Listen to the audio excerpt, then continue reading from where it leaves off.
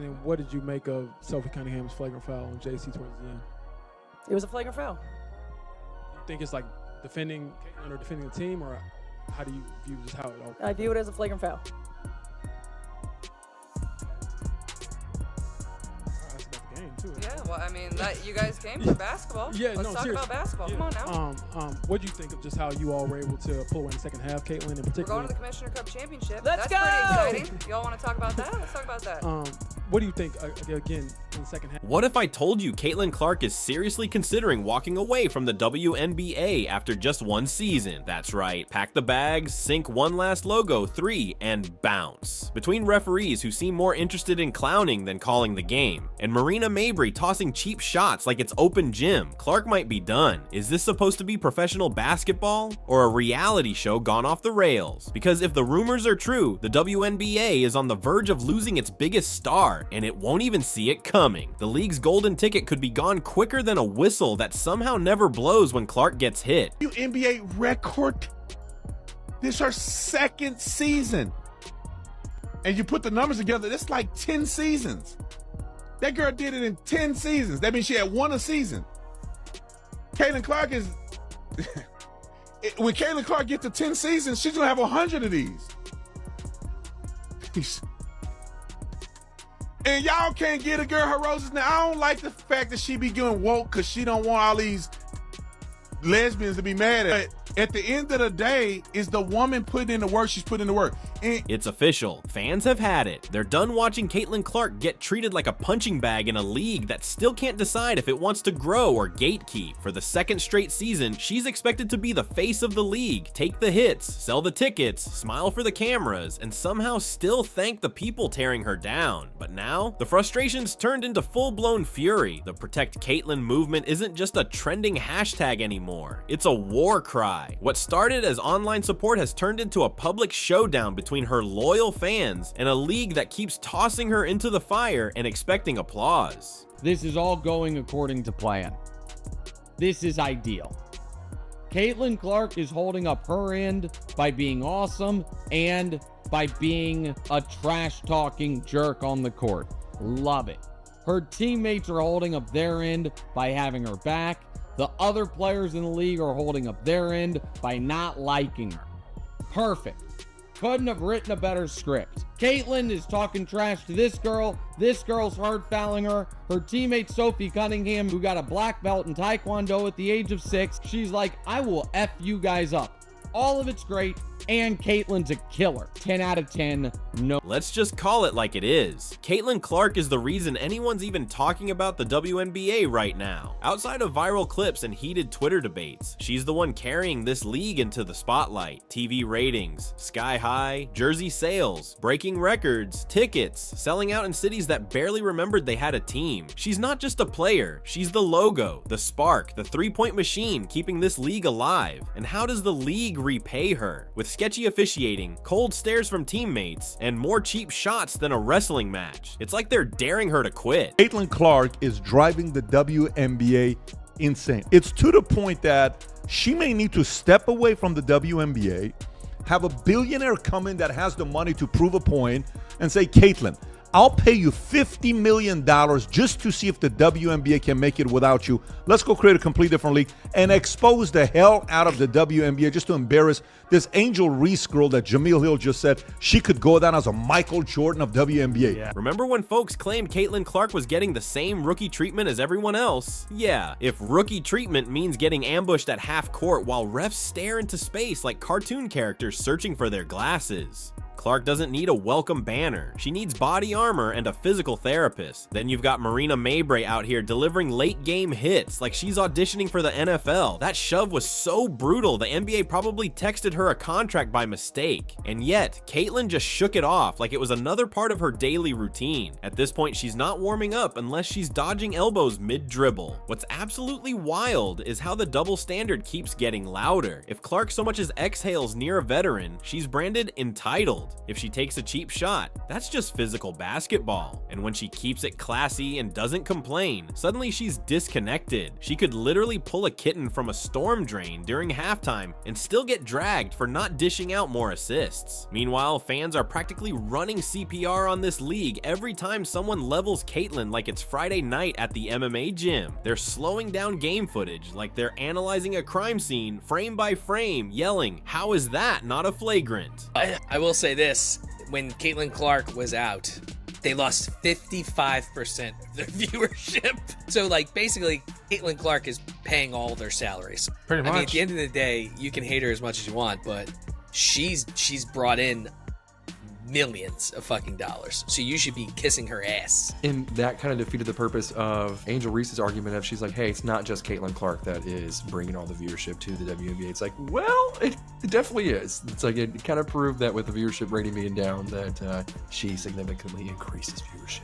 They try so hard to compare her to Caitlin Clark. They try. So the refs stay quiet. The league, louder about outfits than actual player safety. At this point, it feels like the entire WNBA universe has lost the plot. Fans aren't just wondering if Caitlin Clark should stick around. They're practically begging her to bounce. Picture this. Clark signs a massive shoe deal, takes her talents overseas, or jumps into the broadcast booth. In Europe, hoops are still respected. She'd be treated like a superstar, not a punching bag. She'd get real pay, real protection, and probably flowers at the airport instead of flying forearms on the court. Let's be real, the WNBA is milking Caitlin Clark for every ounce of content while giving her next to nothing in return. Every game, same script, cheap shots, no whistles, zero backup, and the fans, they've had it. The media sees what's going on. Even her haters secretly check the schedule to watch her play. Because whether you love her or love to hate her, she is the moment. But who wants to keep watching the star of the show get sabotaged every time the lights come on? Caitlin Clark has done more to elevate this league in 2 seasons than some entire teams have in 20 years. And yet, she's still being treated like a guest at her own celebration. Even the promos don't know what to do. Come see Caitlin Clark and a few others. Like she's Beyonce and the rest of the league is a confused Destiny's Child. No disrespect, just the truth. Fever and sun hold a brawl and a basketball game breaks out. This was something. Caitlin Clark, without question, gets raked across the face. I think she gets poked in the eye, but it's difficult to tell. If you're the Indiana Fever, you cannot stand by and let that happen. They need to make it clear to the officials. If you're going to let this happen, then we're going to stand up for our player and make a mess of the game, and you're going to have a big mess on your hands. So you need to stand up for this. You need to do something about this. You've just learned with definitive data and beyond question that Caitlin Clark controls more than half the audience for the entire WNBA. And let's talk about the gaslighting, because it's getting ridiculous. She's overreacting.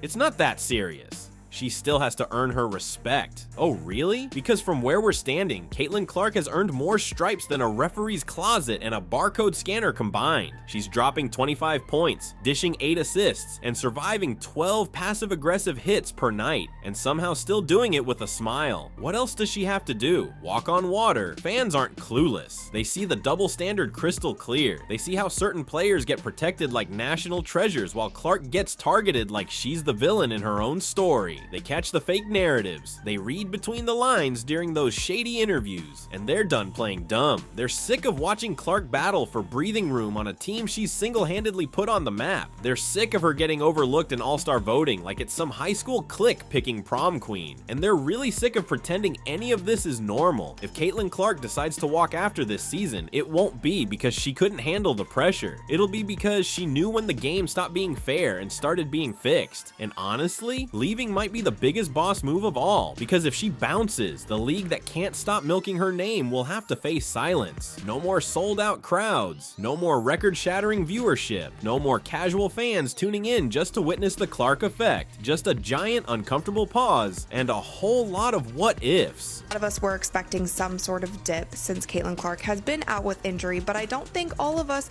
were expecting the entire viewership of the entire WNBA to be down. And And this tweet from Christine Brennan really stuck out to me. She said one player gets injured and more than half the TV audience for the entire league disappears. Has any other athlete ever had that kind of impact on a sport? Golf without Tiger definitely dropped precipitously on occasion, but not like this. This news is alarming for the league, and it's alarming for the league because this is such a crucial year for the WNBA. So what happens if Caitlin Clark actually walks away? What's the WNBA's backup plan? Hand out bobbleheads, run half-price ticket promos, slap motivational slogans on the hardwood and pray fans forget? Spoiler, they won't. The second Clark dips, this league risks becoming a punchline. Hey, remember that women's league that had that one superstar for a second? Whatever happened to them? And before anyone starts preaching about she should stick it out and be tough, let's get real. Caitlin has already toughed it out. She's eaten media hate for breakfast, taken elbows to the face like clockwork, played through refs acting like they need glasses, and faced players more obsessed with tearing her down than winning actual games.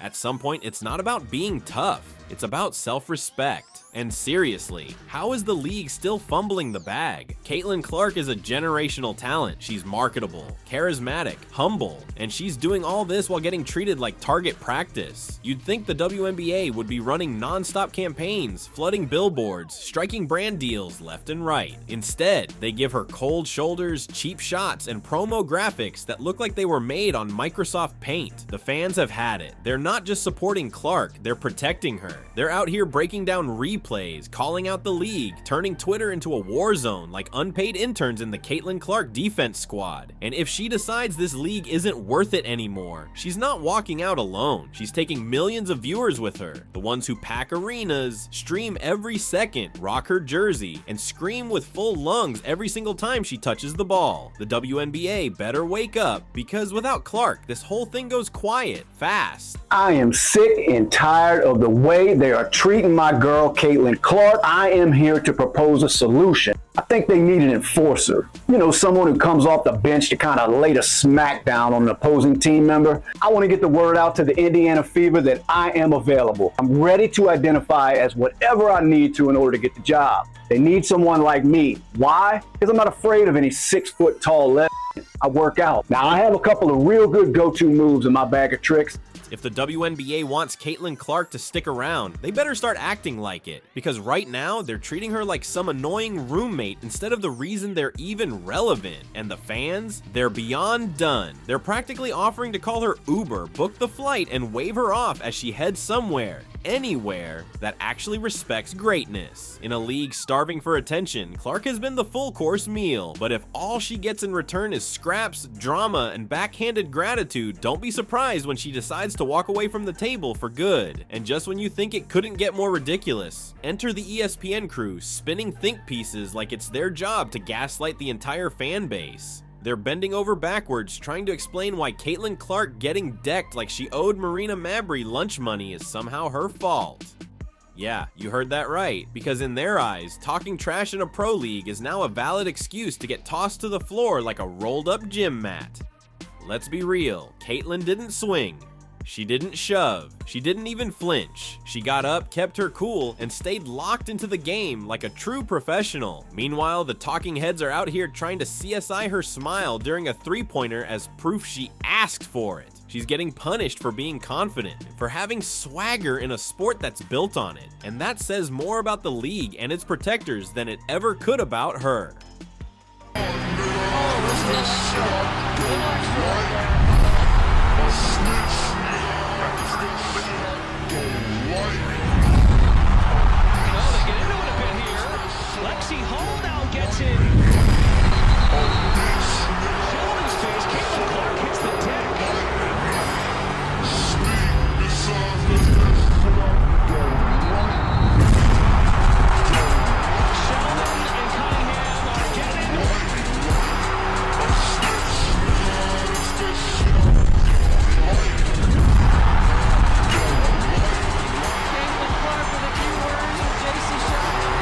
Here's a crazy thought. Maybe, just maybe, trash talk is actually part of the game.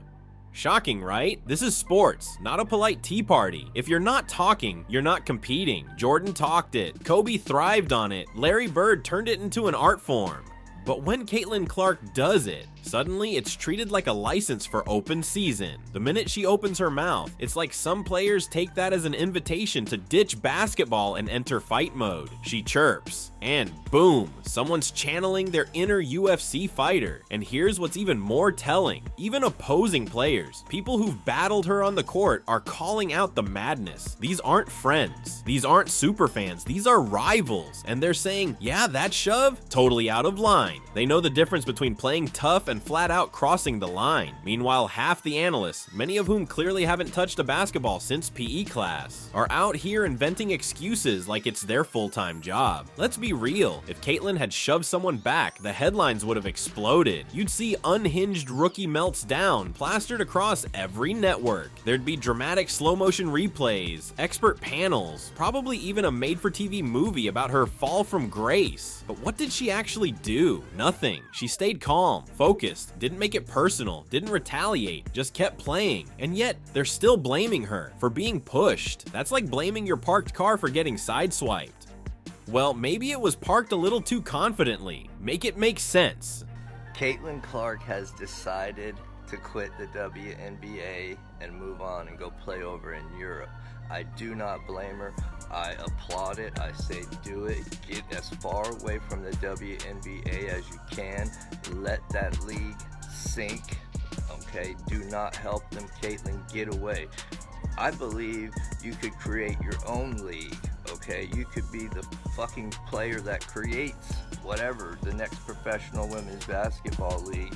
Let this one just go and let Caitlin try to build the next WNBA. The mental gymnastics on display right now, gold medal worthy. Apparently, Caitlin Clark's biggest crime is confidence. They say she plays with swagger, she shows attitude. Yeah, so does every elite athlete who's ever dominated a court, field, or track. That edge is what separates the greats from the average. But when she does it, suddenly it's a problem, a threat. She's too much. Somehow, in this bizarre alternate universe the WNBA has created, Clark's expected to absorb elbows, eat criticism, and keep her mouth shut, all while smiling for the camera. What's truly mind-blowing is how effortlessly the blame always manages to land on her. It's like there's a secret committee somewhere rewriting the script in real time. Marina Mabrey delivers a full-on blindside hit. Clark doesn't react, and she's the one painted as the villain. What's next? Someone clocks her across the face, and ESPN drops a segment called, "Did Caitlyn provoke the contact with her eye placement?" Don't laugh. You can practically hear them brainstorming it. Was her facial expression too smug? Did her headband incite violence?